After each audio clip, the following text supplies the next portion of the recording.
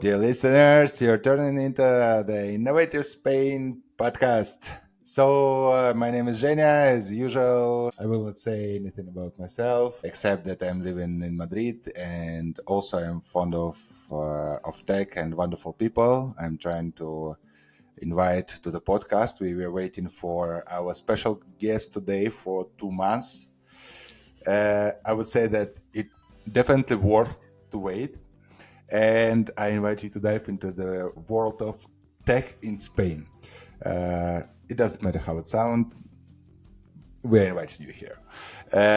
We and me would like to recall, please don't forget to subscribe to our podcast and add in comment what you would like to discuss in further episodes. But today, as I briefly spoiled at the beginning, we have special guest Eugenia Dunaeva, sales and partnership leader in SaaS. A lot of I suppose I can give brief introduction for Eugenia for 1 hour, but I will give this turn and microphone to Eugenia because I'm not the best person on this podcast. So Eugenia, welcome. Introduce yourself.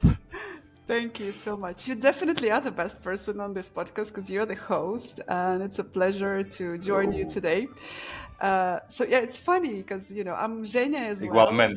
Igualmente, sí, exactamente. So I'm Jenya as well, and I also live in Madrid, right? So Jenya is a short version in Russian for Eugenia. In Spain, I actually normally go by Eugenia, which is a beautiful version of this name, the Spanish version. Yeah. I don't know how it works for the male version of the name. How do you go in Spain? The same, but nobody understands when I'm trying to say like Eugenio, and at the third attempt, more or less, people say like Eugenio. I said, yeah, it doesn't differ. It doesn't differ anyhow from what I was trying to say. But given that I'm looking like gringo, nobody is expecting to talk with me in Spanish or to hear anything like Eugenio. So yeah, I suppose for you it's more like more original. You know why? Because they had natural. They had an empress, the wife of Alfonso XIII, I believe, that was called Eugenia. So somehow in the Spanish culture, this name is more usual. But it's also a beautiful name. I really like it. Igualmente, likewise. It's great to be joining this podcast today, and thank you for waiting for me for 2 months for my traveling and work and so on. And here we are, 1 week before Christmas. I think it's a great festive mood today, and cool Merry Christmas to everybody. We have some Christmas. That's a host. Okay, that's cool. I have Buddha there with some Christmas lights, so it's a nice mood indeed. Yeah, so I can introduce myself, no problem at all. It's indeed several hats that I'm wearing, several things that I'm doing in life now. But if we, go maybe 1 year before today, I actually had quite a long and people say successful career in big tech, which was mostly divided between 2 countries, Germany and Spain. This is how I ended up in Spain. As well divided into 2 large tech companies. First was Expedia, the travel technology company, a spin-off of Microsoft. And then the second one was Meta, with which I moved here to Spain. So that's one thing and one topic that we can touch on today. I think the listeners were interested in this, building the career in big tech and making it work, across the continent and so on and so forth. Then last year, I actually left Meta and I started doing several other things. So first of all, I wanted to focus on structuring my investing activities. So I have been investing in startups, for example, for quite a long time as an angel investor mostly, either directly or through syndicates. So I focused a little bit more on building a system around it. I also entered several venture funds as a partner, so to invest more from an institutional perspective and actually to learn this business firsthand. And another thing that I do as well, I have my own consultancy now for the startups, for early stage startups mostly, where I advise on all the things, sales strategy, commercial strategy, ultimately the things that I was in charge of back in the corporations. So this is my bread and butter. I know how this works from both startup perspective and enterprise perspective, and this is where I can be of value for startup founders. So this is what I do within Ultralight Consulting, and I have a small team that supports me with this. So we're very lucky to have quite some customers globally, not only in Spain. And these are like more on the professional side of things, the things that I do. Oh, and no. I actually started teaching as well. I think I mentioned that to you. I'm really, really proud of that, because when I was a child, I wanted to become a teacher. So this year, I actually started teaching students and mentoring students team. Also hugely rewarding and very exciting thing that I do. So yeah, that's, I guess, a little bit of an introduction of myself. I would say that the last but not the least, you're also at the same time the mother. I am. And how every hat that you put on yourself combined with this activity that actually is like I don't know, two full-time jobs, night one and daytime as well. Well, listen, Yeah, this is an activity I think that goes kind of, it's an evergreen activity. I think regardless of the age of the child or children that that one has, it's something that you do all along. I don't know if I were to say like I'm lucky or I'm unlucky, because my son Victor, he's fairly grown up by now. He's 12, so I wouldn't say that he requires as much as every minute and every second attention. He's fairly independent and a really cool guy, actually, like having on his own plenty of activities as well. Like, let's be fair, because he has this example of a mother that's doing several things. Of course. He's also a lot of hats already from the beginning, from the in a birthday. way, yeah. Listen, I think it's a very, very interesting topic, I think, because there is this notion of people coming from emerging countries, which, I'm coming from Russia, even though it's been a long time that I haven't lived in Russia, 15 years. But there is this notion that people who grew up in emerging economies and difficult conditions, I was still born in the Soviet Union, there was the collapse of Soviet Union, like there was no food, there was no jobs, there was like very, very tough childhood, that I went. Tanks in the center of Moscow, army. Oh, yeah, as well. Yeah, well, several times. All of those things, all of those things, really. But so there is this notion that these people become what's called the tiger parents, right? So they want to give lots of things and lots of opportunities to their children. Some of the opportunities that, for instance, like we didn't have in our childhood, right? Like the foreign languages, the camps, the whatever, musical school, art school, like Chinese parents are famous for that. Russian parents are famous for that, like lots of extra activities and so on and so forth. And for instance, when, I lived in Germany for a very long time, German parents are not so, they're not putting as much emphasis on this extracurricular activities. Similar here. And they're not Spain, so anxious, I suppose. Absolutely. No, I think they work a lot on...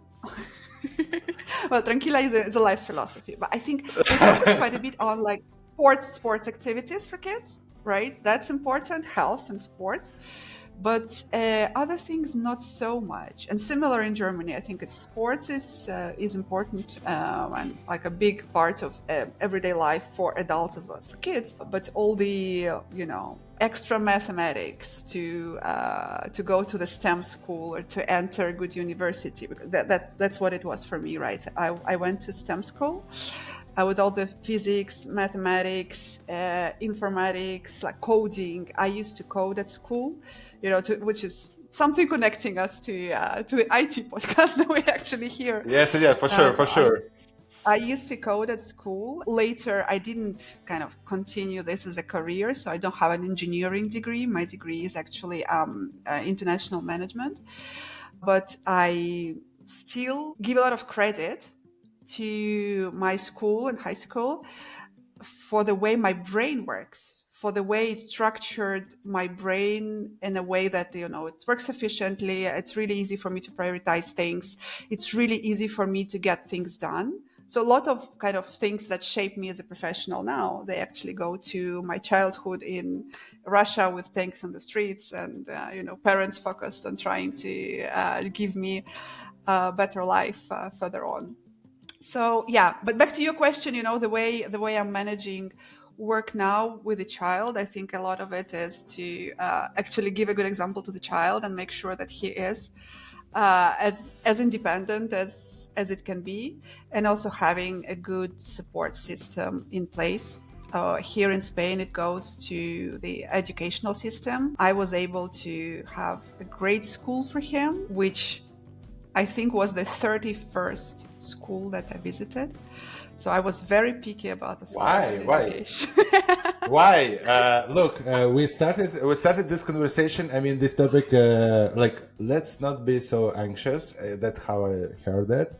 Let's not be so anxious. Let's be like more tranquila. More tranquila. Tranquila and life.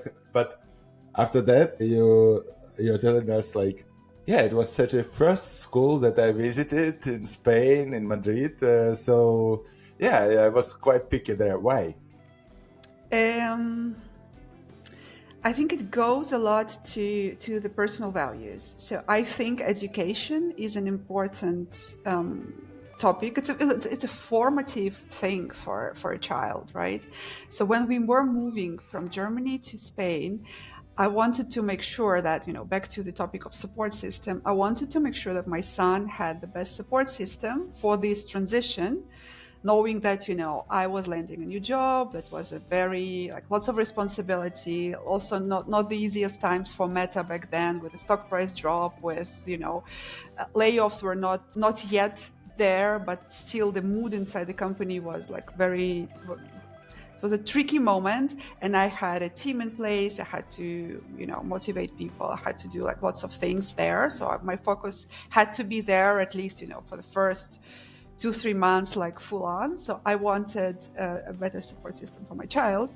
At the same time, I also wanted to make sure that whatever he learned in Germany, whatever he gained as skills, as language skills even, wouldn't be lost. So I had certain criteria looking for schools. I wanted 3 languages: Spanish, German, and English.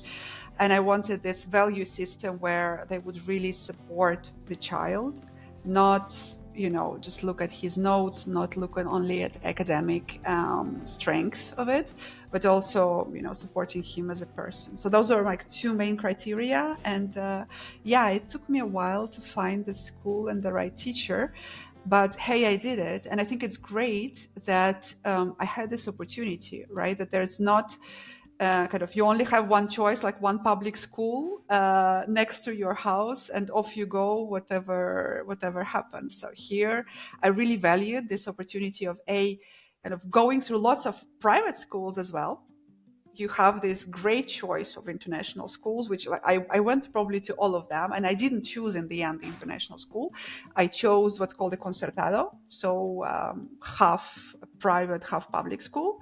And it's a great school with, lots of international people in there, still in a great area. And, all of the criteria that I wanted for that school, they are present there. So I'm very, very happy. So I think what's important is maybe to kind of put an effort and invest this effort and energy to choose the right place, and then to become tranquila, because it works. You set it up the way it works.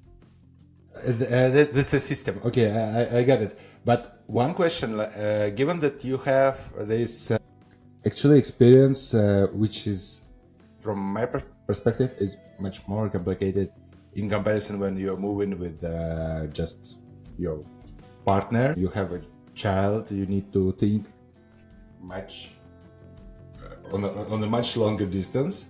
I would say.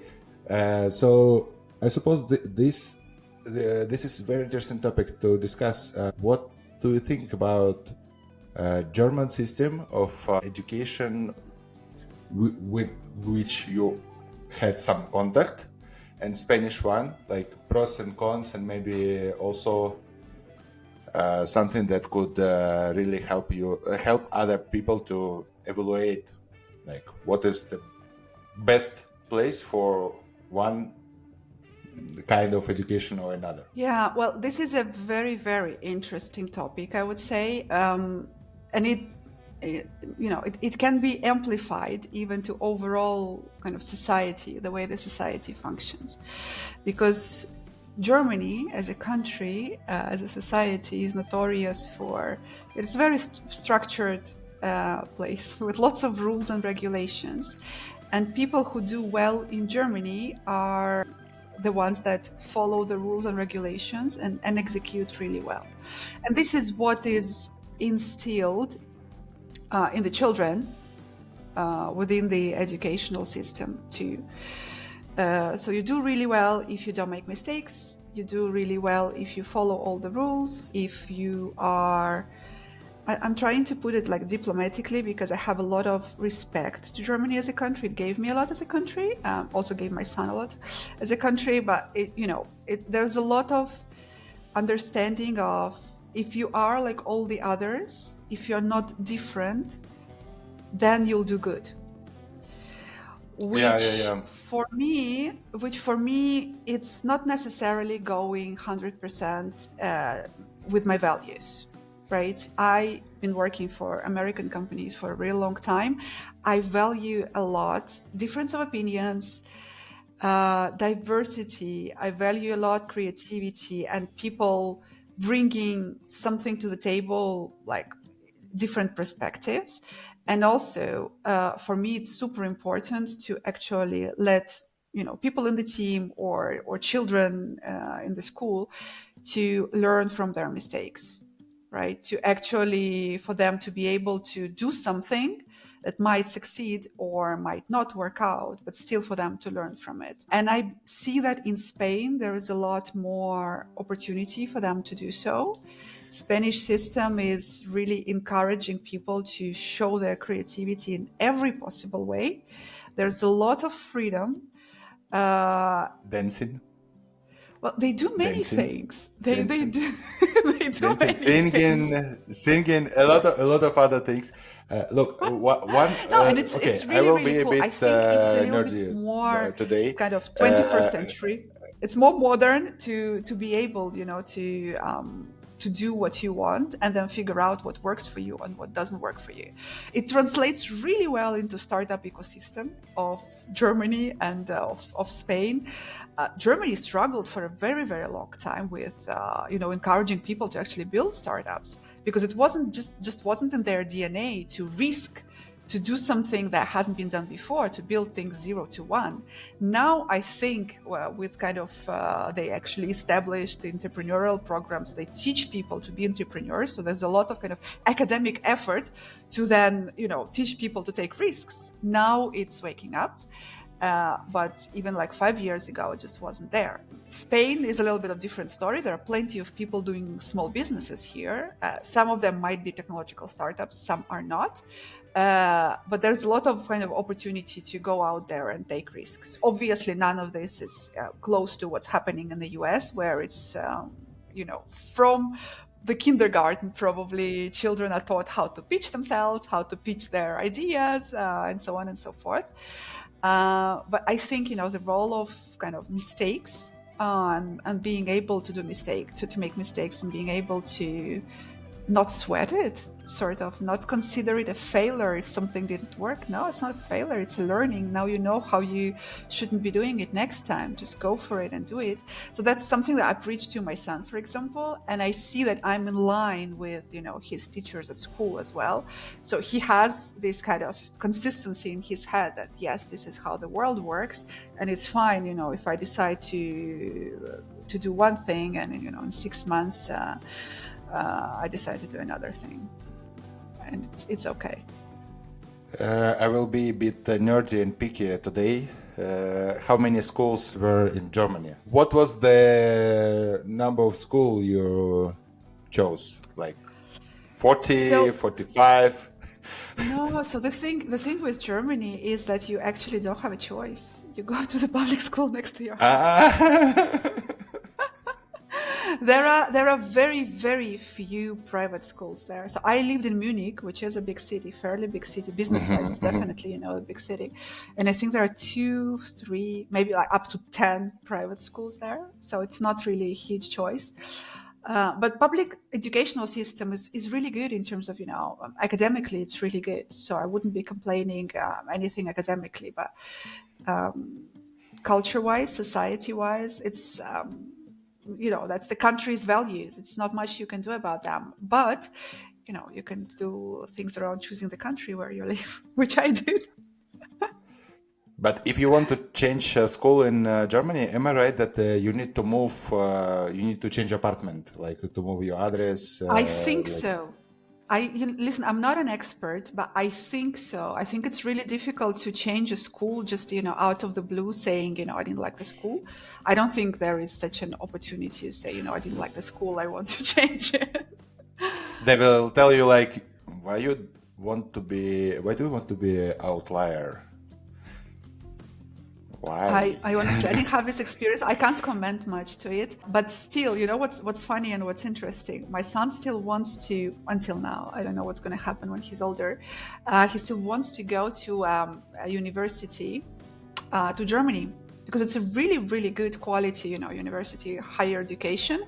So he wants to go to TUM, which is a technical university in Munich, which is a really, really good university, both for engineering degrees, but also I think they have one of the best, at least now, entrepreneurial programs. And there are lots of kind of deep tech startups coming from founders who did their degrees in TUM. So let's see how it works. Maybe he's going to decide to go to the US, or maybe he's going to decide to go elsewhere. 12 years. I'm actually trying to do my best job as a mom to tell him, world is your oyster. You can go, you can choose whatever you want to choose. But for now, his idea is to go to Germany, which is interesting. It's really interesting because at 12 years old, I was thinking about a new computer and was not thinking about what kind of education I would like to receive, to get in Germany or in Moscow, engineering or something. I mean, that's nice. That's nice. I mean, this is long run. I like this planning, this kind of planning. Maybe switching from a personal topic to also where today, as I told, at the beginning where we had a warm up, that today we will be very relaxed, Merry Christmas and all that kind of stuff. Interesting question come up to my mind, can you describe maybe or just tell a few words about best corporative event or corporate event of site or something across companies during the last 12 years? You can even not name the company, but just tell how it looks like inside, because a lot of people are talking about how to get there, what to do, but it's interesting how offsite looks there. I think, I'll tell you more about this. I think the coolest thing about my corporate career is that, yes, I worked at big tech, but I was never an engineer. So I was never in tech, but instead I was part of or leading the commercial functions. So business development, partnerships, sales, so all of those things without which, tech doesn't exist, because ultimately someone needs to make the product actually commercially successful. someone needs to sell it and someone needs to bring it out of to the market, either directly to consumers or through, partnerships and channels and so on. So I was always in those functions. And the cool thing about them is that you work then with, those partners or clients, and they invite you to their parties as well. It is something that, engineers working in big tech, they are missing that because they only have offsites or parties from the employer. So now we have a much wider selection. Okay, Evgenia. So let's start our hit parade of best corporate event you ever visited.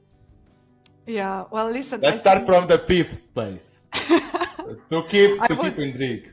No. I wouldn't kind of rate them or rank them, but I think some of the coolest ones were actually back at Expedia when I was working with hotel chains, and they were our partners, and the amazing venues that people invite you to. I think one of the best parties were in Vegas, actually. If you think of those huge, beautiful, Bellagios and those hotels and shows that people set up there, I think this is pretty unbeatable. It just in terms of like scale and how beautiful it is. It's almost like, you're going to Cirque du Soleil performance, which is in a crowd of people that you actually know, right? So there are no strangers there. So I think in terms of coolness, those events would probably be indeed the coolest. It's important to say that was before the pandemic, because obviously travel technology industry, for instance, was hugely hit by COVID, and we had to lay people off. It was then kind of a drastic difference from all of those years when travel was flourishing and people were flying weekends here and there, then to COVID. But those were really, really good and beautiful parties, I would say. But another kind of types of events that I really like, and Meta had lots of them, but I imagine every tech company is having some of those, is when you, as an employee, you get an opportunity to actually, let out your inner child. So some of the, trampoline things or paintball or something that's really, it's mostly sports or something where you can, be a child and do funny things, crazy things, sometimes stupid things. I think in the kind of business environment, it's very, very well valued, all of, those things. So I did appreciate these, and I actually saw, my teams also appreciating this kind of this switch where they can be, just whatever they want to be. It tends to be sports. Sometimes it's like karting. I'm a really big fan. Like I really drive fast in real life. I appreciate like all the karting things. I really like that. Yeah. I also love racing. Actually, here, not so far from Madrid, there is a good station where you can drive a lot. The Good Circle. Yeah. Look, sometimes I'm talking to myself. I mean, most of the time I'm talking to myself. But look, what have we missed today? Like in our discussion, we are not at the end, but we're like more than half for sure. We have passed. Evgenia, what do you think? Have we missed corporate events? Okay, tick boxes. The important part. Important part.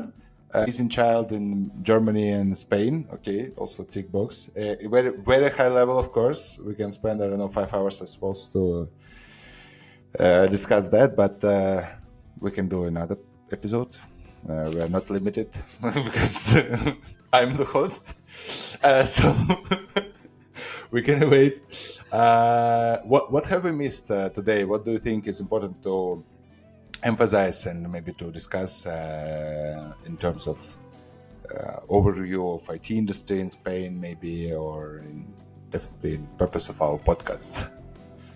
Well, yeah, I think we didn't touch much on the IT topic, and specifically on like big tech versus startups, because I think I kind of have this view to both worlds, and it's really interesting now for me, for example, to be able to help startup founders to understand a little bit more about big tech. And it's funny to see how, people who wanted initially, for example, to build a startup, and they think, oh, it actually looks interesting and big tech. Like, what if I were to consider a career in big tech? And it's happening even more now with a little bit more of a difficult situation in terms of funding.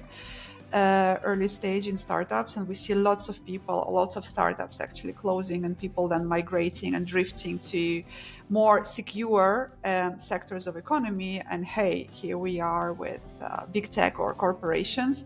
And here in Spain, I think we're lucky to have lots of international corporations having their offices, and big ones, and hiring lots of people, and also local companies, right? Local, big tech, if you think of Telefonicas of this world, and all of the, even back to travel technology sector, I think it forms a huge part of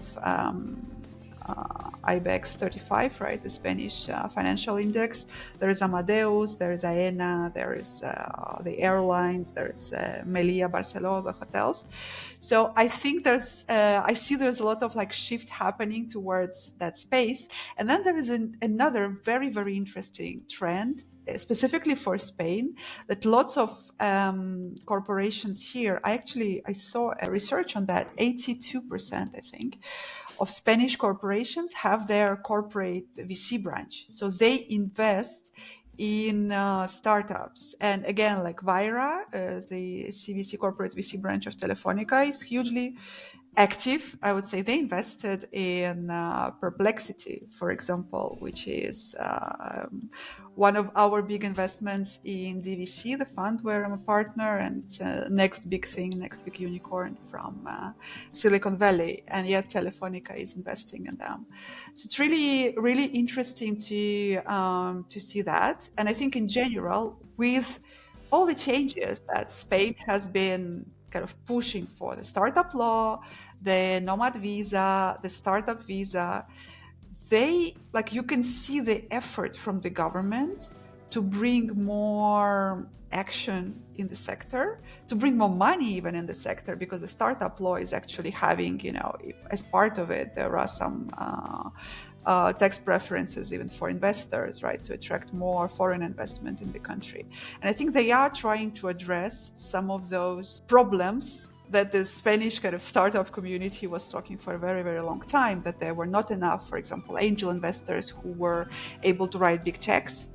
There were just not enough wealthy people, let's put it, bluntly and directly out there. And there were not enough large VCs for Series B, C, and D, right? So they were kind of seed and Series A were okay to be financed by Spanish VCs. There were and there are quite a lot of companies that do that. But or larger checks, there was just not enough money in the country, right? And now they are attracting more out there. And another thing, I think, to just highlight for Spanish IT scene, if you so want, is also a very societal thing, I would say. So if you ask me, how Spanish business is working or how Spanish tech is working, it is so wonderfully relationship centric and human centric. It purely functions on networks. People knowing each other, people helping each other, people connecting their friends with friends, and so on. I was really shocked when I moved here, how much of a dependency there is. And it's a great thing, right? Because it's very much of human to human interaction. The challenge for a foreigner who comes here is to actually become part of this network and to build your own network that would not only include fellow expats or nomads who there are, I think, 60,000 people who just moved to Spain for the nomad visa, which is amazing. It's great talent out there, right? So it's creating also lots of energy, lots of vibe, lots of great vibe in the market. But also, for nomads, not only to be connected with fellow nomads, but to interact with locals. I think this is kind of sort of a major task for any person moving to Spain. So yeah. And how you managed to overcome this? I mean, like how you integrate into the local community, overcoming these limitations for sure. What is the trick? Yeah, no, that's true. It was, I think at the beginning, it was really tricky for me because even within, so I was working at the Meta office here at Castellana in Madrid, but because my role wasn't so I was director for technological partnerships for EMEA, which means that I wasn't working with like Spanish local companies, local clients of Meta, right? Not Inditex, not Real Madrid, not any of them. But I was working EMEA wide. So, and my team, like all of the guys that worked for me, were also distributed across the world. So literally didn't have anyone in Madrid office reporting to me. And it was for me also a challenge to build that. So I think step number one was really to start building small connections within the Spanish community, like inside your office or anywhere. And then step number two is to be out there and go on meetups or events. Because this is where, even in Madrid, I think Barcelona, probably even more, but even in Madrid, there are plenty of events. And even big corporations, like there's, Google for Startups is organizing plenty of events. AWS is organizing plenty of events where both startups and corporate people go. So I think like being out there and just talking to people is really, really good. Specifically for Madrid, another thing that worked for me really, really well is IE, Instituto de Empresa. They invited me to speak, like somehow also through the network. They invited me to speak there. And then slowly but surely we became friends. So I spoke there several more times. And Instituto de Empresa here in Madrid, it's really a very valuable community of people, entrepreneurs, successful entrepreneurs, people working in VC, people working in big tech. So I think once you are there, you just, kind of develop this community and work on it. But I think, the key is to just be out there and probably also be purposeful and be very articulate in terms of what is it that you can offer. Like, don't position yourself as a generalist. Just, I know it all. I can help you with anything, but just know your value and position yourself really in the right, probably niche, right? And start with this niche and then maybe grow further on. For example, like some maybe specific example of communities or like how to apply tomorrow.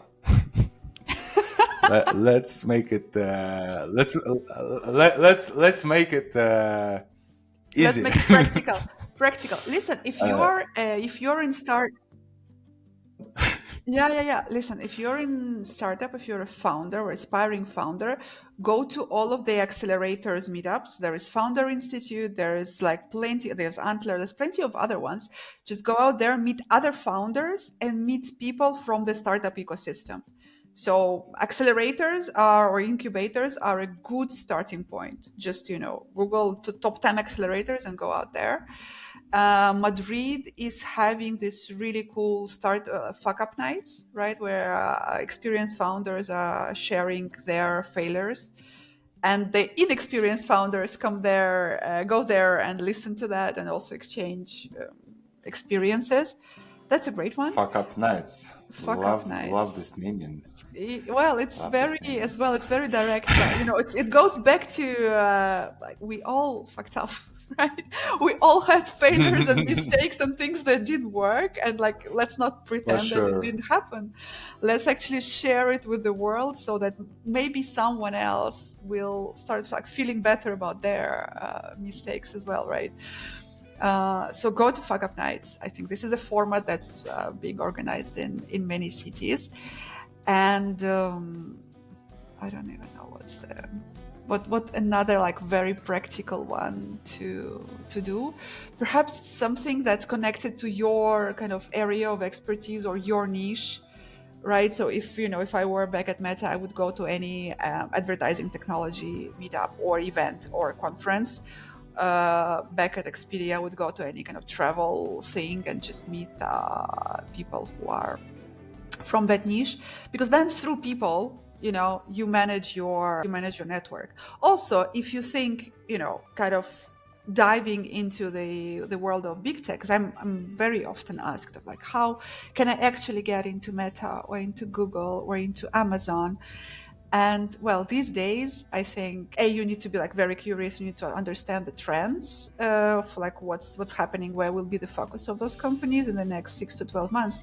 But then you really need to leverage your network, because for any open position at Meta or Google or Amazon, there are thousands of CVs coming in. And the only way, one of the few ways for you to stand out is to actually to be referred by an existing employee of the company. And then you just need to build your network, and you just need to leverage your network, right? So regardless of which type of career you want to pursue, that's unfortunately for introverts. I am myself sort of on a cusp between an introvert and an extrovert. I think there is a term that's called ambivert. I heard it recently, ambivert. So maybe I haven't heard, but now I heard. Ambivert. Listen, it's interesting. So ambivert is supposed to be a person who gets energy from certain people in certain settings, right? But not from all the people in every setting. So if you put me to like a Spanish bar where everyone's talking like loudly at the same time, I will be miserable. I will definitely not enjoy it, and I will probably leave very soon, just because it's not my type of thing. But talking to you now one-to-one, or if there were like 3 or 4 of us, interesting topic, great company, I'm enjoying it, right? And if I were an introvert, I probably wouldn't have been enjoying it. So back to my thought. Networking, unfortunately, is part of the game, and I know that for some people who are introverts, it might be tricky. But I think the only advice here is to actually accept that this is part of the game, and maybe try to find fellow. You can't avoid it. Unavoidable. You find fellow introverts and network with them. Maybe it's going to be easier for both of you. For sure, Evgenia. I suppose that we can actually call it a day, but before, maybe one thing that impressed you during last several months in Madrid or in your life, like we can talk very broadly, like one thing that you would like to share, impressed from professional side or personal, like what is you up like today? Yeah, I think I can speak about, well, it's professional, but it's also super impressive from the personal side. So in terms of the startups that I'm working with now as advisor or as fractional like sales leader, it's incredible to see how many startups are starting to generate tangible amounts of revenue with only having, 1 or 2 or 3 people in there. Because there are so many things that are automated, and they are leveraging AI really like to maximum. I thought that it might take longer for people to get there, but I really see, two co-founders already doing like 1 million ARR per year of revenue. And it's just 2 of them, and they only raised 1 round. Obviously, they don't have, many expenses for that. I am really, really impressed with this speed of kind of AI adoption and people being smart about it, and people not raising rounds and rounds of huge money when they don't need to raise, right? So people being smarter about, okay, we are fine like this. We don't need to have 10 people of sales team and 10 people of designers and whatever, and just being very like scrappy in a good way. And yet landing good, enterprise deals or landing great customers. I see a lot of this simply because, when I work with startups, it's mostly about like helping them set up their sales orgs or sales teams or sales strategy. So I'm normally the first person to kind of structure this sales motion in a startup. And when I see that, okay, I come in and they already, like, two technical co-founders, and they are already landing some cool customers without any knowledge about sales. This is just so impressive. So yeah, I guess that's one big thing that impresses me on personal level and on Madrid. And one of the kind of things that attracted me in Madrid, and I'm really enjoying it, is how much is happening here culture-wise in terms of exhibitions, opera, ballet, modern dance, theater. It's like nonstop. I think it's fair to say that I'm going out to some cultural things like 3 to 4 times a week, which I am enjoying immensely. And there's so much like really world level artists that are coming to Madrid. That is just wow, and I hugely enjoy that. And I invite everyone to come and visit Madrid simply because of that, because there's so much stuff happening there, and it's really, really a very vibrant city. Sounds great. I'm impressed. I suppose we have the topic for the next podcast. Let's fix. Let's reserve episode. I suppose it's really interesting to cover the topic how to make 1 million ARR with just the two founders in one round. So, Eugenia, we will wait for you. We need this insight. And Merry Christmas. Merry Christmas to all our listeners. Please support this episode. So if we have enough voters, we will make this episode and you will get this story revealed. The story about 1 million ARR with two co-founders. Okay. Yeah, 1 million ARR with just two heads. And maybe many heads, but just with two heads. Yeah, let's call it a day for now. Thank you very much, Eugenia. It was a pleasure to have you today. And wish you a great rest of the day. Thank you, and Merry Christmas, everyone. Merry Christmas.